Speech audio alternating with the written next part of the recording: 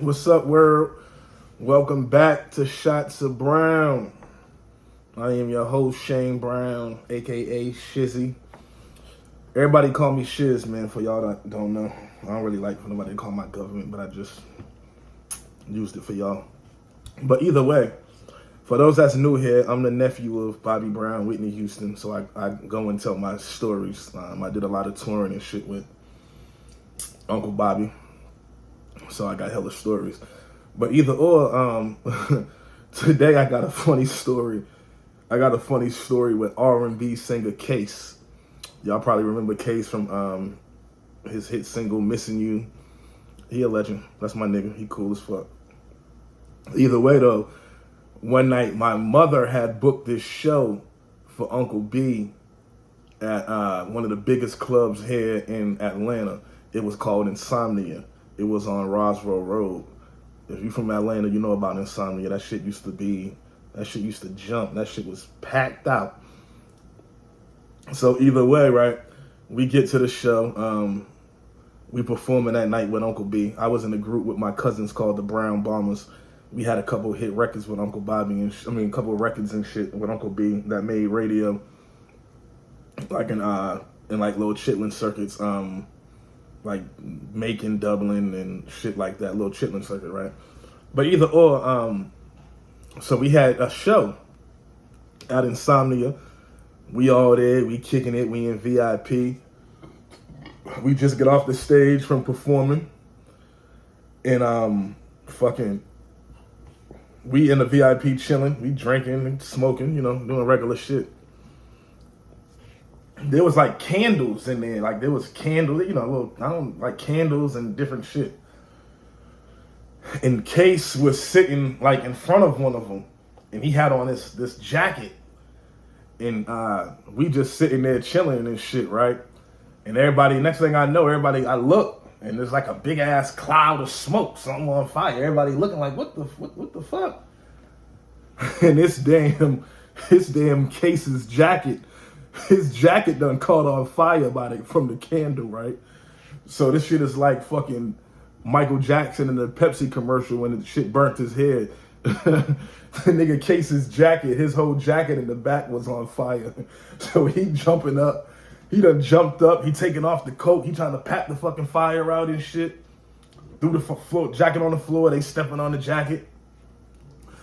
And they get the jacket, they get the fire off the jacket and shit. Everybody in the club standing around. We in VIP, so everybody looking at us like damn fish in a fish tank. You know what I'm saying? Like everybody looking at VIP, looking at, everybody that was in the celebrities and shit that was in VIP. There was a few. Obviously there was Case, Uncle Bobby, being Bobby Brown, and there was a few more. But yeah, so everybody looking and laughing and shit. That shit was funny as hell. So I know that shit was I know he was embarrassed as hell that night, bro, cause that shit was funny as hell, man. I can't even lie.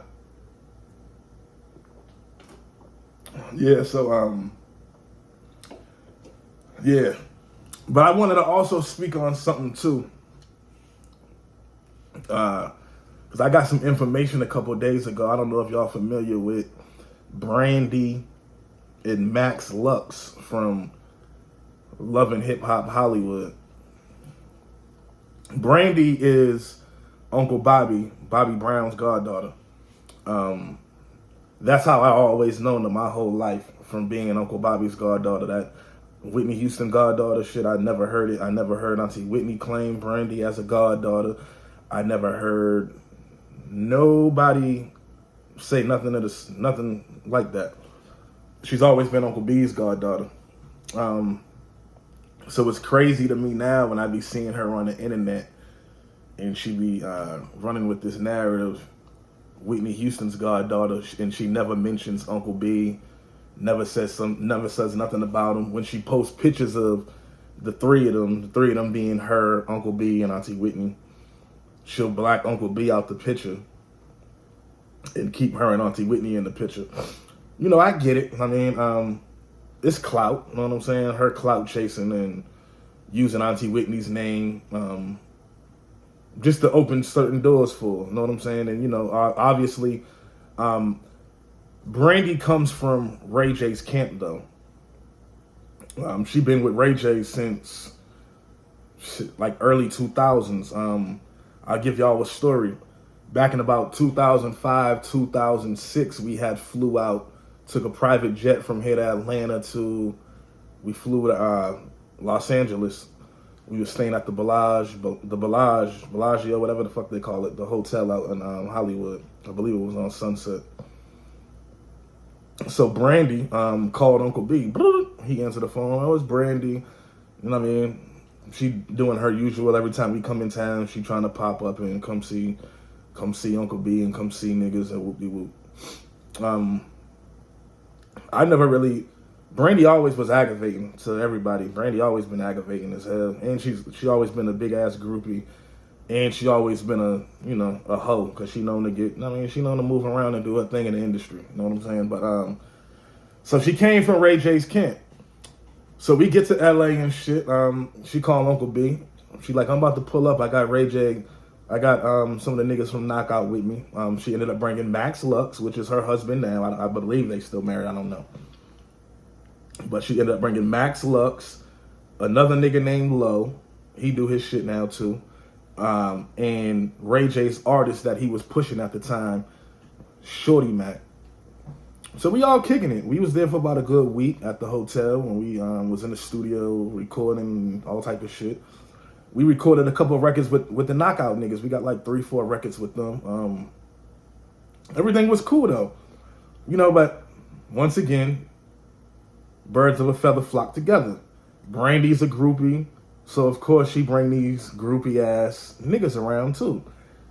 They was cool, but these niggas was groupified too. You know what I'm saying? What you wearing today? What y'all wearing today? I'ma iron it for you. Where's the iron? You know what I mean? Them niggas in there ironing our fucking clothes. Running to the store. You need something from the store? I'm about to run to the store. You need something? I'm about to go. Yeah, I need such and such. I got you. I'm about to go get it. On that type of timing. You know what I'm saying? Real groupie-fied shit. Happy to be around niggas. You know what I'm saying? So Brandi ends up sleeping with one of my cousins. I ain't gonna mention his name because,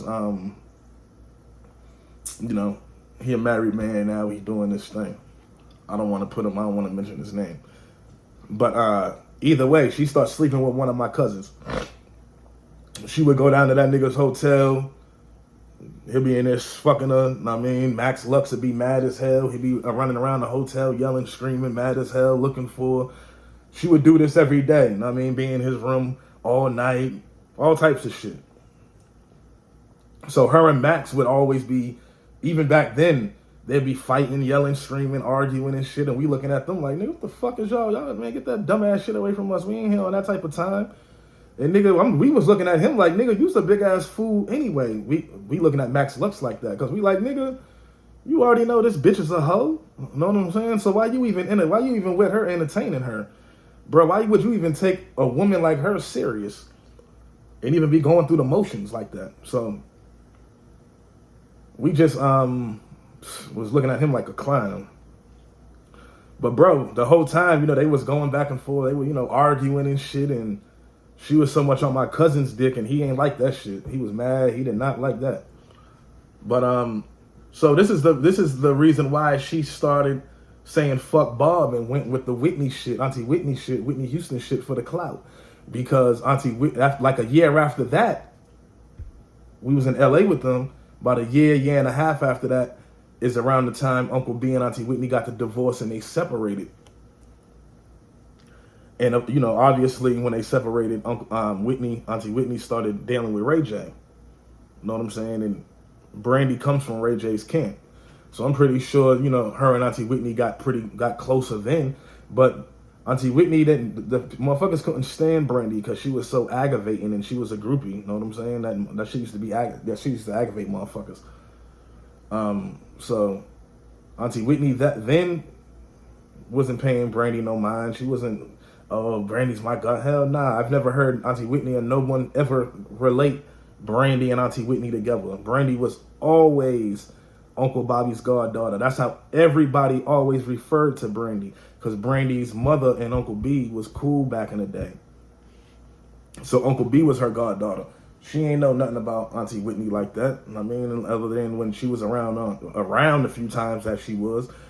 But I did this to talk about Brandi because it was crazy to me that I see now that Brandi, I heard that Brandi was one of the producers on a Whitney Houston movie that came out last year. And that shit fucked me up because I'm like, Brandi, you wasn't around. You was never around. Only time we ever seen Brandi was never at the mansion. Brandi was never with the family. She was never at no family events. None of that. Only time Brandi was ever around us is when we was in LA or we had a show on the West Coast in LA or something like that. Brandi was never coming to Atlanta, New Jersey, kicking it with us like that. I've never seen her. I never seen Brandi come to fly down to Atlanta when we had the mansions here. Never. So I'm pretty sure her and Auntie Whitney, her and Auntie Whitney knew each other, but they wasn't close like that. So I know that they got closer once Auntie Whitney started dealing with Ray J and she was around that whole camp every day. They got close. But y'all ain't do, that whole camp ain't do nothing but use Auntie Whitney for real, to be honest. But the whole thing is, you went and did a whole movie about Auntie Whitney's life and you don't even know shit. And that shit was for clout. You did that shit for clout and some money, dog. That shit is sickening. I'm tired of motherfuckers doing that shit, coming around this family for clout, using the name, coming up, and then shitting on the family like, oh, I don't know, fuck them. After they done got they come up. Know what I'm saying? Because you was never around Auntie Whitney like that for you to be fucking no executive producer on no story about her life. Know what I'm saying? I wish you would do some shit like that with Uncle B. I wish you would. You know how we coming. I wish you would. We coming that same way about Auntie Whitney, but I wish you would. Like real shit. Yeah, that shit got me mad. But it's like, it just goes to show you how people be fake. Know what I'm saying? Because before Auntie Whitney got with Ray J, we couldn't shake Brandi's groupie-fied hoe ass. Couldn't shake her. She was all up Uncle B's ass every second she got. Know what I'm saying? But when Uncle B and Auntie Whitney got the divorce and Auntie Whitney started fucking with Ray J, it only made sense for her to say, oh, damn, well, fuck, I come from Ray J's camp. Fuck saying I'm Bob's daughter-in-law, goddaughter. I'm a flip it now. I'm Whitney Houston's goddaughter, and I'm going to run with that and let that open some doors for me. The fake shit people do in this industry. But it's all for clout, all about $1. Brandi is a fake-ass human being. Been fake since I known her. Since day one I known Brandi. She been fake as hell, man. That fake-ass shit. Brandi ain't nothing but a hoe, man. And I ain't speaking down on you, but I'm just speaking facts. Anything that I speak on here about anybody is going to be facts. And anybody, y'all can come back and do a video and speak. But when you come back and speak facts. Because that's all I do on here is speak facts. And that's real shit. But Brandi, man, you know what's up. You always been fake. And it just pissed me off about the story that I heard about you then producing that movie. That shit really had me fucked up. That you went that far. It's crazy, man. Clout is a fucking drug. Clout is worse than crack cocaine, man. Real shit.